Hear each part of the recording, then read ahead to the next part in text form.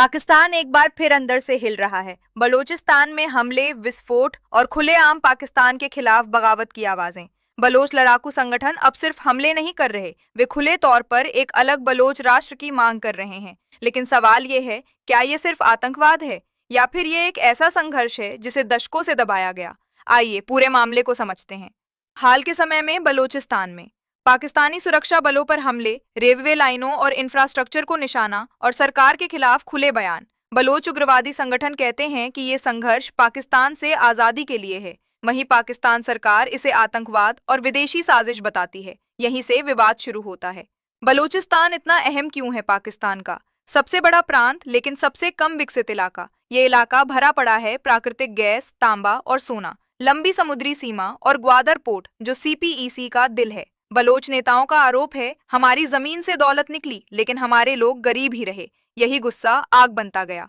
Bloch राष्ट्रवादी कहते हैं 1948 में बलोचिस्तान को जबरन पाकिस्तान में मिलाया गया। स्वायत्तता के वादे पूरे नहीं हुए, राजनीतिक आवाज दबाई गई, जबरन गुमशुदगियां हुई। उनके लिए अलग देश की मांग नई नहीं बल्कि दशकों पुरानी है।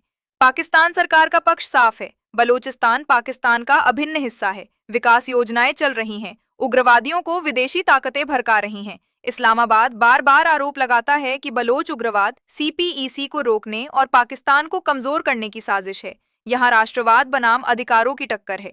हिंसा की असली कीमत कौन चुका रहा है? सच करवा है, आम नागरिक मारे जाते हैं, रोजगार खत्म होता है, डर का माहौल बनता है और बातचीत की गुंजाइश खत्म होती जाती है। मानवाधिकार संगठनों का कहना है, हिंसा ने बलोच जनता को ही सबसे ज्यादा नुकसान पहुंचाया है। क्या वाकई अलग देश की मांग को समर्थन है?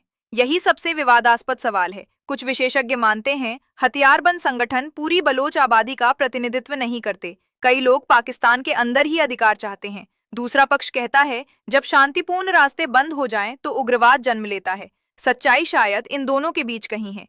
बलोचिस्तान सिर्फ पाकिस्तान की समस्या नहीं है। चीन ग्वादर और सीपीईसी को लेकर चिंतित है। ईरान और अफगानिस्तान में भी बलोच आबादी है। क्षेत्रीय अस्थिरता पूरी दुनिया के लिए खतरा बन सकती है। इसलिए ये मुद्दा सिर्फ सीमाओं तक सीमित नहीं।